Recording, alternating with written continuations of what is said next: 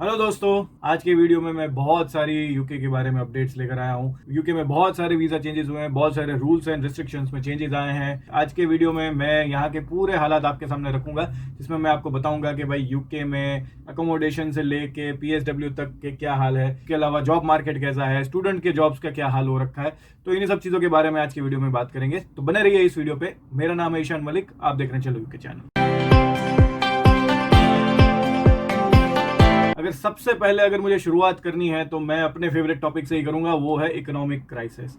जी हाँ दोस्तों, यूके में अभी भी इन्फ्लेशन जो है वो बहुत हाई है, अभी भी बहुत महंगाई बढ़ी हुई है। अभी भी जो है दाम जो है वो 2 गुना 3 गुना, कई केसेस में तो 5-5 गुना तक चीजें महंगी यहाँ पर हो चुकी हैं और अभी भी ऐसी ही चल रही है। एंड चाहे ऋषि सुनक आ गए या सुहेला ब्रेवरमैन वापस आ गए या कोई भी आ गया, लेकिन ये इन्फ्लेशन में या महंगाई में यहाँ पर कोई किसी को अभी तक राहत मिली नहीं है। तो दोस्तों, अगर मैं सिर्फ यहाँ पर इन्फ्लेशन रेट के बारे में बताऊं तो ऑफिशियल ही ये डबल डिजिट में चल रही है। अनऑफिशियल तो आप समझ लो कि 20% 25% के ऊपर ही जा रही होगी, पता नहीं है, लेकिन ऑफिशियली बात करें तो ये कुछ 11-12% के आसपास तो है। अब इन सब चीजों की वजह से हो ये रहा है कि यहाँ पर जो छोटे बिजनेसमैन होते हैं या जो छोटे मोटे बिजनेसेस जो हैं या फिर जो थोड़े मिड लेवल के बिजनेसेस भी जो हैं, ये भी स्ट्रगल कर रहे हैं अपना बिजनेस को कंटिन्यू रख पाने में, और इस वजह से यहाँ पर जो है अब जॉब क्राइसिस होने शुरू हो गए हैं। मेरे को पिछले 1-2 वीक में काफ़ी जगहों से जॉब्स जाने के और इस तरह के न्यूज़ आए, प्लस मेरे जो कुछ दोस्त जो थे जो पीएसडब्ल्यू के बाद जिनको जॉब मिली थी, उनमें से 1-2 की जा चुकी है और 1-2 से मेरी बात हुई थी तो बोल तो रहे थे कि भाई दिशान, थोड़ा मामला गड़बड़ होने की तैयारी है। और अगर मैं अपनी कंपनी में भी मैं अगर देखूं तो मैंने अपने पिछले वीडियो में बताया ही था कि भाई हमारी कंपनी में भी ऑर्डर निकल चुका है कि अब जो है रिक्रूटमेंट फ्रीज करो।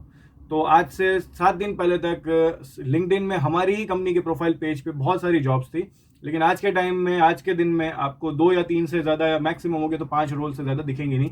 वो भी यूके में तो आई थिंक 2 या 3 ही अवेलेबल है। तो अब यहाँ पर जो है रिक्रूटमेंट जो है वो काफ़ी हद तक कहें कि स्टॉप हो चुकी है या अभी बंद हो चुकी है।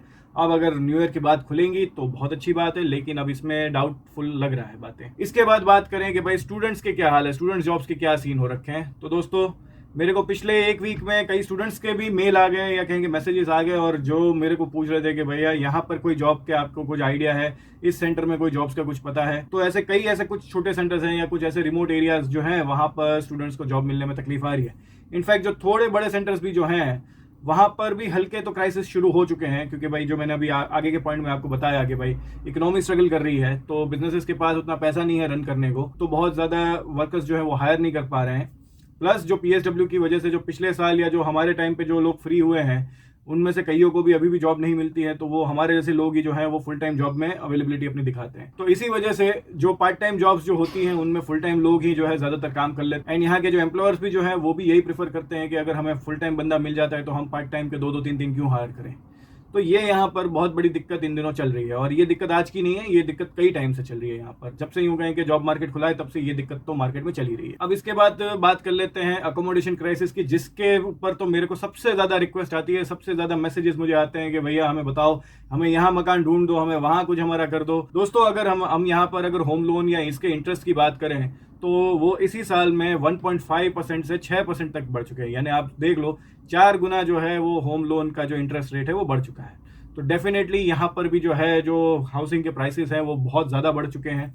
एंड आज के टाइम में अगर आप किसी बड़े सेंटर में जाते हैं, स्पेशली अगर लंदन या उसके आसपास कहीं जा रहे हैं, तो बहुत महंगा पड़ रहा है आज के टाइम में आपको मकान लेना है ऑल। और उसके साथ क्योंकि इतने नंबर ऑफ स्टूडेंट्स आते हैं, इतने नंबर ऑफ डिपेंडेंट्स आते हैं, वर्क एम्प्लॉयज आते हैं, और पूरी दुनिया से आते हैं, सिर्फ इंडिया पाकिस्तान से तो आ नहीं रहे हैं। तो इसकी वजह से आज के टाइम में अकोमोडेशन क्राइसिस भी बहुत हो रखे हैं। यहाँ पर अकोमोडेशन के मकान के दाम बहुत ज़्यादा बढ़ चुके हैं।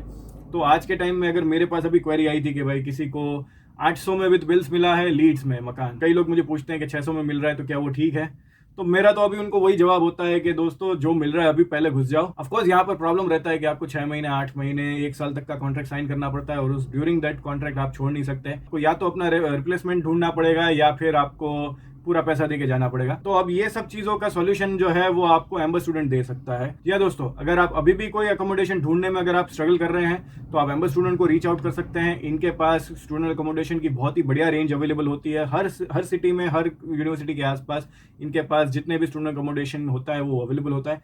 इनके पास कई ऐसे भी स्टूडेंट अकोमोडेशन होते हैं जहां पर आप अपने डिपेंडेंट के साथ भी रह सकते हैं, यानी कपल जो आ रहा है या फैमिली जो आ रही है लेकिन उनमें कोई एक स्टूडेंट होता है, तो इस तरह के भी जो प्रॉपर्टीज है जो उनके पास अवेलेबल होती है। प्लस मैंने खुद ने जो है एम्बेस स्टूडेंट के साथ अपना पहला अकोमोडेशन बुक किया था, तो मैं अपने एक्सपीरियंस से आपको बता सकता हूँ कि भाई जो आप फोटोज उधर देखेंगे और जो आप बाद में स्टूडेंट अकोमोडेशन देखेंगे 19-20 का ही आपको फर्क दिखेगा, उससे ज्यादा कोई आपको बहुत बड़े चेंजेस मिलेंगे नहीं मकान के में और इन सब चीजों में। और अगर अभी भी आप में से किसी को यकीन नहीं आ रहा है मेरी बात पे, तो आप मेरे 3 या 4 महीने पुराने कोई भी वीडियो जाकर आप देख सकते हैं। मैं इससे पहले स्टूडेंट अकोमोडेशन में ही रहता था, तो आप देख सकते हैं कि भाई किस तरह के स्टूडेंट अकोमोडेशन होते हैं।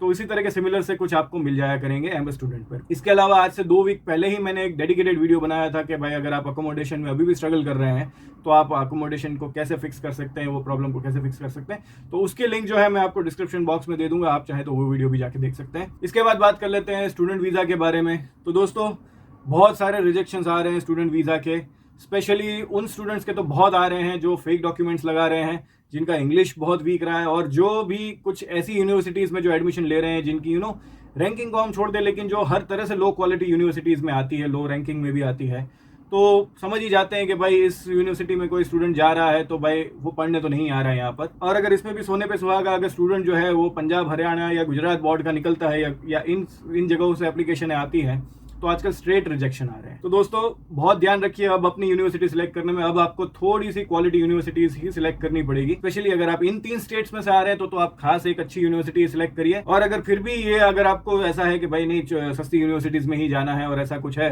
तो प्लीज दोस्तों आइल्स का स्कोर लगा के जाओ, आइल्स का पेपर दे के जाओ, क्योंकि ये पूरे चांसेस आज के टाइम में बन रहे हैं कि आपका एयरपोर्ट पे इंटरव्यू हो सकता है, चाहे इंडिया के एयरपोर्ट पे हो जाए या फिर यूके के एयरपोर्ट पे हो जाए।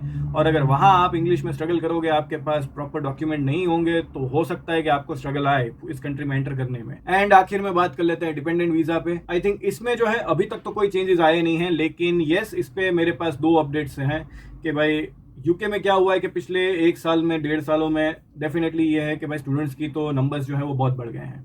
कहा तो 1 लाख 1.25 लाख स्टूडेंट्स का इन्होंने सोचा था कि हर साल इतने बढ़ेंगे या इतने आएंगे, लेकिन आजकल जो है हर इनटेक में ही इंडिया से ही सिर्फ 2-2, 3-3 लाख स्टूडेंट्स आ जा रहे हैं। तो अब इसमें हुआ ये है कि भाई ये जितने भी स्टूडेंट्स आ रहे हैं, चाहे इंडिया से, पाकिस्तान से, बांग्लादेश, नेपाल या चाइना और जहाँ से भी आते हैं, ये क्या हो रहा है अपने साथ बहुत सारे डिपेंडेंट्स ला रहे हैं। दोस्तों सिर्फ हस्बैंड वाइफ आ रहे होते हैं तब तक तो कोई इश्यू इतना आता नहीं है, लेकिन कुछ कुछ लोगों के 2-2, 3-3 बच्चे होते हैं, वो भी साथ में आते हैं। तो होता क्या है कि एक तो यूके वैसे ही बहुत छोटी सी जगह है, कोई इतना बड़ा कंट्री है नहीं, अकोमोडेशन के क्राइसिस तो वैसे ही चल रहे हैं इन दिनों। तो अब यूके गवर्नमेंट सोच रही है कि इस पे कुछ एक कैप लगाया जाए, लेकिन अभी ये सब चीज़ें क्या है कि डिस्कशन में ही है, अभी इन सब चीज़ों पे कुछ कोई रूल आया नहीं है। तो अगर आप अभी भी जनवरी इनटेक प्लान कर रहे हैं तो इसमें तो आपको कोई रिस्ट्रिक्शंस आने नहीं वाले हैं, इस पे तो कोई आपको प्रॉब्लम नहीं आने वाली है, लेकिन हो सकता है कि नेक्स्ट सितंबर इनटेक तक में कुछ इस पे शायद अपडेट आएगा। दूसरा अगर मैं इस पे बात करूं कि भाई मेरे से पिछले लाइव में भी एक सवाल पूछा गया था कि क्या हम हस्बैंड वाइफ साथ में वीजा लगाएं या अलग अलग लगाएं, तो मैं पर्सनली हर किसी को ये रेकमेंड करता हूं कि भाई आप लोग साथ में ही वीजा लगाओ। पर इसमें मेरी एक एजेंट का मैंने कुछ वीडियो में देख रहा था या कहेंगे वहां से मैंने समझा कि भाई क्यों साथ में नहीं लगाते ये लोग, क्योंकि भाई होता क्या है कि किसी एक का वीजा रिजेक्ट हो जाएगा तो दूसरे एक पे भी उसका अफेक्ट आता है। कई केसेस में किसी एक के पेपर या तो वीक होते हैं या गलत होते हैं या कुछ आगे पीछे होता है, तो उस केस में वो लोग दोनों का वीजा रिजेक्ट कर देते हैं।